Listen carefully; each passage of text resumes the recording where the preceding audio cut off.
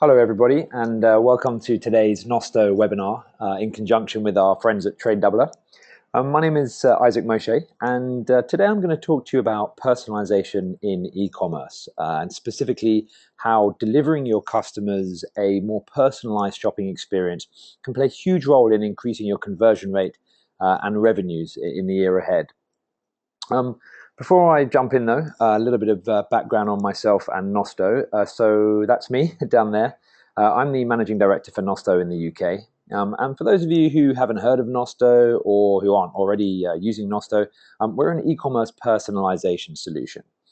What that means is we enable online retailers like yourselves to deliver their customers a personalized shopping experience. And the result of that personalization is increases in conversion, average order value, and customer retention for the retailer. Ultimately, the key KPIs responsible for driving your revenues. Originally founded in Helsinki, we now have offices in Stockholm, Berlin, and London. We work with over 500 retailers across Europe, including some of the brands below here. So on today's webinar, I really want to share with you what we've learned from working with these retailers. With quite a broad cross-section of retailers over the past few years. So you come away not only with a better understanding of what personalization is and why it's important, but also some real practical and actionable tips that you can put in place on your own stores to enhance the user experience and drive increases in revenue. I've broken down the webinar into a few different parts to break things up and try and keep things interesting for you. I'll start by taking you through a brief history of the space, why I think personalization is such a hot topic right now. I think it's really important here that we don't just get caught up in all the hype, but I actually take the time to understand what the problem is we're trying to solve with personalization and what exactly we can expect as the outcome. Then we'll move on to look at personalization in action. So going through a number of stores who have implemented personalized recommendations across their sites and within emails. And then the impact that personalization has had on those KPIs we mentioned earlier. I'm also going to touch a little bit on analytics here and the importance of knowing what data we need to be collecting, what data we need to be analyzing to make sure that we're making the right decisions and we're moving our metrics in the right direction. And finally, I'll finish by explaining the best way to get started with personalization, or if you're already using recommendations, how you can take things up another level. And then we'll wrap off with a 10-minute Q&A, where I'd be delighted to hear from you guys and, of course, answer any questions. Obviously, feel free throughout the webinar to add your questions into chat. And if I don't address them as we're going along, then I'll do my best to review them at the end. So what's all this fuss about personalization and why has it become such a hot topic within e-commerce lately? Well, if you look back at how e-commerce has evolved over the past decade, it's quite easy to see why, I think. The problems that we faced yesterday are very different to those that we're facing today. In the beginning, in the early 2000s, it was simply about laying down the foundations and building that online presence so we could actually sell our products and our services online in the first place. And then the focus was on finding the right e-commerce platform or the right technology stack. It was figuring out how to take payments and the logistics of how we actually get products to our customers when they purchase something. And a little bit like Kevin Costner in The Field of Dreams, we were full of hope. The mentality was very much one of build it and they will come. The problem was, in most cases, they didn't come. So retailers, small and large, had launched their online stores. They'd invested a ton of money into scalable technologies, payment integrations, everything else needed to start selling. But that hope of huge visitor numbers, for the majority, wasn't really materializing. So over the next few years, the focus became all about solving that problem of attracting more visitors to our stores. And with the rise of Google AdWords, SEO, PPC, and a number of other marketing channels, retailers started to see that traffic that they'd hoped for. And this really hasn't stopped since. The number of customer acquisition channels, they're expanding every year. We've now got Pinterest, Instagram, Twitter. Facebook's ad targeting is getting more and more sophisticated with each update. I think marketers now are getting pretty good at driving traffic to their stores. Fortunately, we have a new problem though. These visitors are coming, but they're not buying. most of you would be familiar with this diagram, this conversion funnel. So retailers are now spending 95, well, over 90% of their marketing budgets driving traffic to their store. But when they get there, less than 3% on average are actually going on to buy anything, which is a huge opportunity cost. And I'm afraid the bad news is it's likely to get worse. So for one, competition for shoppers is getting fiercer. So back in the mid-2000s, I think the number of new shoppers online was growing at around 40 or 45% a year. That's now slowed to 12% annual growth. And at the same time, brand loyalty is decreasing quite sharply. So online shoppers, they've got a lot of other choices online now, and they're doing their homework before spending their money.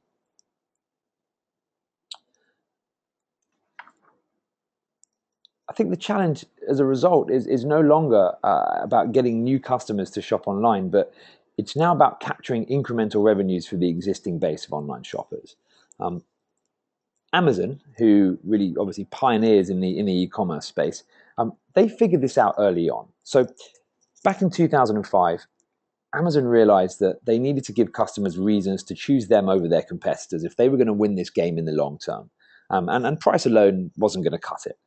They need to offer their customers shopping experiences that were relevant to who they were and guided by what they needed. Basically, they realized they needed to personalize their customer interactions. And that's exactly what they did. They built personalization right into the heart of their DNA. So when we shop on most online stores, we see exactly the same thing. It doesn't really differentiate between us. But when we go to Amazon, everyone on this webinar sees something different. It's a unique, tailored experience, delivering us recommendations based on our individual browsing and shopping behavior across the store. And it's incredibly effective. So in stark contrast to the 3% conversion rate that's the industry average we just looked at, Amazon has a conversion rate of 18%. And a lot of that, in fact, Amazon state quite clearly that 25% of that is directly due to their personalized recommendations. So unsurprisingly, it was only a matter of time before other retailers caught on. And a few years ago, we started seeing the rise of major online retailers using personalization within their own stores. The problem here, though, is that technology itself has really stayed restricted to the early adopters, these billion-dollar retailers. Until now, the solutions have been enterprise-level software requiring quite a complicated back-end integration, typically needing a product feed. The time to market has been several months long, which all combines to be quite a big IT project. And of course, there's a price tag associated with that. And I think the key thing here is all this is before retailers could actually get a feel for how personalization was going to impact their store revenues, which becomes quite a risky decision to take and quite a high barrier to adoption. Fortunately, though, over the past couple of years, all that's changed, all that's shifted. With the rise of cloud-based technologies and SaaS solutions, the whole personalization space has opened up, enabling any online retailer to benefit from this power of personalization technology, but without the headaches that these early adopters had to go through. And I think that's why personalization is such a hot topic right now. So not only do we have a problem that we need solving, that of low conversion, increasing competition we talked about, but we've got a solution that we know works and for the first time is readily available for us to start using almost immediately. This is where Nosto sits, for example. So we've launched what we call a plug-and-play personalization solution that enables any online retailer to deliver these Amazon-like recommendations. And the key here is that due to the advances in technology that I've just mentioned, we've been able to wrap all of this up in an implementation that's as simple as adding Google Analytics to your store. So without getting too technical, basically what that means is with some basic lines of JavaScript code and some product tagging, some HTML tagging, you can be up and running with personalization in less than an hour, which is of course a huge shift for the space. Just a couple of minutes on what exactly is happening here. Effectively, what we're doing is we're analyzing the behavior of every individual that comes to your store, right down to what they're browsing, what they're adding to cart together, how often they come back, etc., etc. And we use all of that data, just the same way that Amazon does, to work out what these customers would most likely buy from your store. and then send them back highly personalized product recommendations across the store and via emails to give them a far more relevant and, of course, enjoyable shopping experience. And the result of all of that is greater conversion, naturally, because people are seeing far more relevant products, increased average order value, and, of course, customer retention for you as retailers. So I think we've talked enough about kind of the history and the theory now. I think it'd be good to dig into some real-world examples of stores using personalized recommendation and how exactly it's working. I'm going to take you through a fashion and gifting retail chain in the UK called Joy, that I'm sure many of you already know. And we'll take a typical user journey of one of their customers to show how recommendations are being used at the same time as bringing in some other online retail brands to see how they're using personalization, but slightly differently in the same places. So if I just switch to the browser here, we should have, great. So this is the Joy homepage here. And if you scroll down, you can see here, don't forget these. This is a personalized recommendation. This will be shown to returning visitors. It's basically showing items that I've looked at previously but haven't yet bought, which works extremely well for re-engaging visitors who come back to the site. As we talked about earlier, shoppers are getting more savvy, they're spending more time window shopping, looking at other stores, all before making that purchase decision. And this is especially true for fashion, actually. So Joy knows that many of their customers are browsing throughout the day or during the week, but the majority of their purchases happen at the end of the week or at the weekend. And with this recommendation, they are greeting those visitors as soon as they come back with items that they've been looking at previously and prioritizing those that they've looked at more recently, more frequently, and if they've added it to their cart, for example, which is, of course, a strong buying signal. So this works really well. In fact, this particular recommendation works well across all stores, and I think has an average click-through rate of around 7% on the stores that use this recommendation for Nosto. If we take a look at another store now, we can see what they're doing on their front page is slightly different, but similar logic. So this is Temptation Gift. It's one of the UK's largest online gift retailers. And if you scroll down here, you can see they've actually included 2 recommendations on the front page. Here, you have the top trending products, and below it, a personalized recommendation recommended just for you. So the recommended just for you is really working exactly the same way Joy's recommendation is for returning visitors. But this top trending products, this is there really to inspire new customers or for those for whom there's no browsing history. These top list recommendations, as we call them, they work really well on a front page for a couple of reasons. First is that most people like social proof, especially when visiting a store for the first time. And by showing the most popular products or top trending, it's a really powerful call to action. Secondly, because this is completely automated by the recommendation engine, it means that the list is constantly up to date without the retailer having to do any work, which for returning visitors gives the sense that this is a busy store with new and exciting products that they may not have seen last time they came to the homepage, and of course then encourages them to explore further. So it can work really well across both groups, returning and new visitors. If we go back to Joy now, here we can see another example of a top list recommendation, but this time on a category page. So you can see here at the top trending. This is obviously in the dresses category. This is showing the dresses with the most number of views over the past 2 weeks. So for category pages, this top list recommendations works really well actually, because most people coming to category pages don't have a specific item in mind that they're looking for. So they're more open to influence and suggestion. I think the best way to see the power of this is, imagine if you didn't have a recommendation here. You'd just be showing a long list of 136 items spread across 3 different pages, which is quite a lot for the customer to take in. More importantly, though, as the retailer, you've got no idea whether your best-selling or your potential bestsellers are hidden away at the bottom here or hidden away on pages 2 and 3.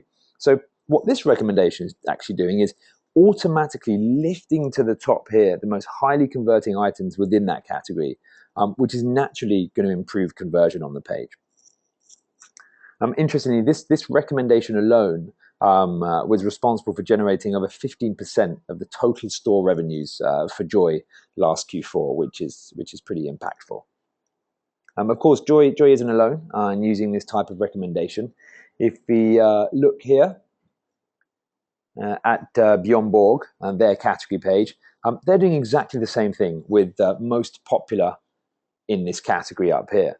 Now here they've actually got a slightly different layout to Joy. So instead of pagination, they've got infinite scroll showing all the items on one page. And I actually think it's probably even more impactful showing the top trending right at the top to narrow down to these bestsellers immediately. You know, we talked about competition.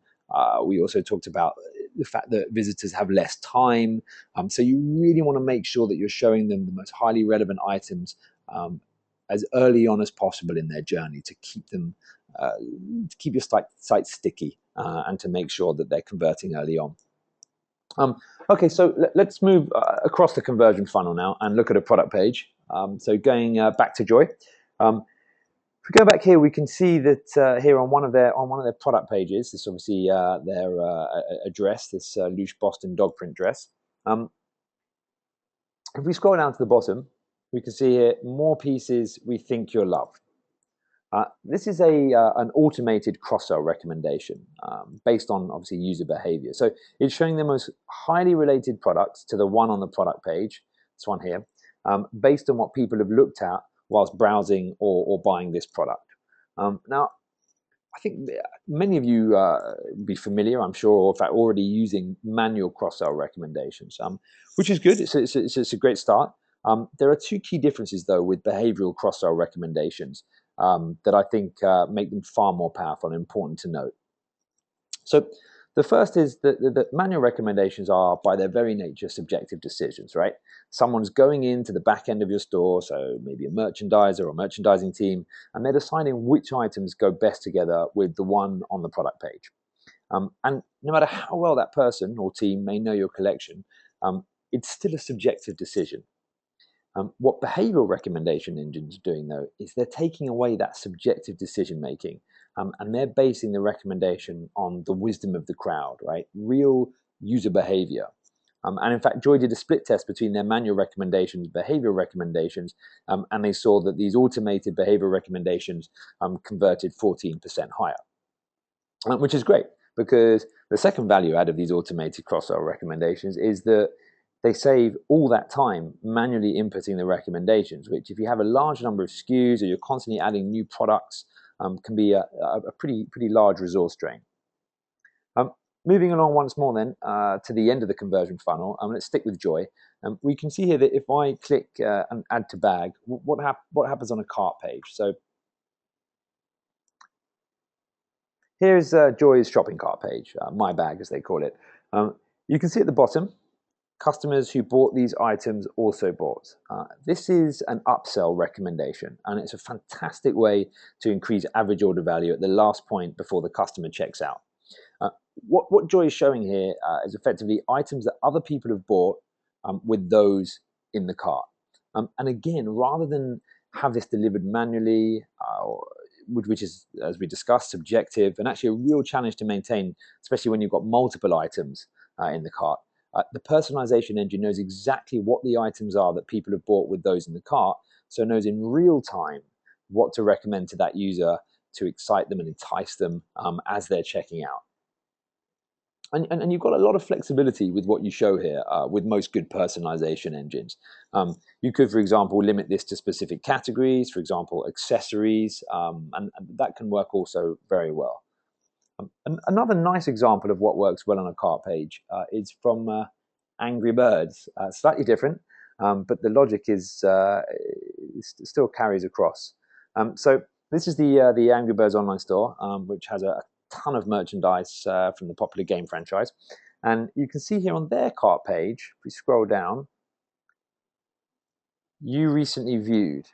They've also got the upsell recommendation. Customers also looked at, just as we saw on Joy, but they found that the best way to increase average order value on a cart page is actually to include items people have been browsing during their visits. And that's real personalization in action to increase conversion and order value. So those are some great examples, I think, of how to increase conversion through recommendations across the conversion funnel. There's obviously a ton of things you can do. There's numerous different recommendation types for different places across the conversion funnel. So that gives you an idea of some of the key ones. There's also some pretty neat things you can do outside of that standard conversion funnel around search, for example, that I'd like to share with you. So if we go back to Joy, and you can see here, this is Joy's search page. And these are the results that appear when I type skirt into search. So skirt here, and the results. And you can see here at the top, customers who search for skirt view these, which is an example of search recommendation based on user behavior.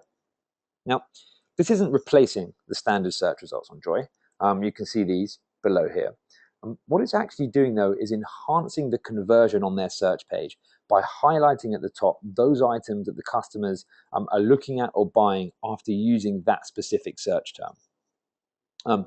So here, these are the most commonly viewed products that people look at after searching for skirt. Again, this is really powerful, because if a customer's searching for something, as I'm sure many of you already know, they are 4 to 5 times more likely to go on to buy. So we really want to be showing them the most relevant items as quickly as possible, which is exactly what this recommendation is doing. And we found that the typical click-through rates for a search recommendation are over 10% on average, so it can be a really great revenue driver as well. What's also quite powerful here is that because it's based on user behavior, it can also capture all of the terms that you may not have in your standard search metadata. And no matter what you do, you're never going to capture the whole universe of potential search terms, right? So, for example, on Joy had the search term shirt in their backend, but they didn't have shirts, the plural. So before they were using a recommendation engine, when customers were coming to the store, they were searching for shirts, they would show dead end. Sorry, no results found, which is, of course, the worst thing you can do on a search page when you have those highly motivated customers. But with the behavioral engine in place, something quite interesting happens. You could automatically see what customers were looking at after they searched for shirts. So the next time someone searched for the term shirts, they were able to display really highly relevant results, which is obviously in stark contrast to what they would have displayed, which is your search returns no results. So for those of you who have international or foreign language visitors or are internationalizing your site for expansion abroad, they'll be using all sorts of weird and wonderful search terms that you really can't capture manually through the back end. So this can be really valuable in those cases. Of course, all these examples are great. I think it's easy to see from them the impact that personalization and recommendations are having on the user experience. But the proof, of course, only really comes when you analyze that performance data. So let's do that. This is a case study we actually did last July with Joy. And we can see here that personalized recommendations were responsible for delivering 14% of the total online store revenues. Interestingly, or perhaps more interestingly, for users clicking on personalized recommendations, see here, there was an average increase, or an increase in average order value of 25%. They viewed 3.7 times more products, and the conversion rate, which is of course the key statistic we're talking about today, was 2.8 times greater, which is really significant. So that's personalization in action, driving real increases in KPIs, which ultimately are responsible for your revenues. Of course, personalization doesn't stop at on-site recommendations. What's great is that we can take all of this behavioral data from on-site interaction, and we can use that to automatically personalize communication in other channels. And email is probably the most powerful here. So unfortunately, I don't have time to take you through this in detail today, but here are a couple of examples that Joy is using. Abandoned cart emails and, as you can see here on the left, and we miss you emails, re-engagement emails on the right. And these are personalizing the content right down to each recipient based on their behavior, sending them highly personalized recommendations, which are obviously going to speak to them, speak to their intention based on what we know about them. And naturally, it's going to increase that relevance for each individual. And of course, that increase in relevance is going to drive increased conversion over standard email campaigns. So as you can see, that there's a lot you can do with personalization. I think what's great about all this is that it's automated too. So once you set it up, machine learning kicks into place, the algorithms get stronger, and the more data you gather, the more relevant the recommendations become for each individual. That's not to say, though, that you should just launch your personalization solution, get it in there, tick the box, and move on to something else. We can, yes, expect the initial impact to be significant, but we also need to ensure that we're constantly improving. I'm personally a big advocate of lean methodology, which follows that cycle of build, measure, learn. In other words, get something in place quickly, measure the impact to see how things are working, where you can improve things, and make relevant updates from there. And it's an iterative cycle.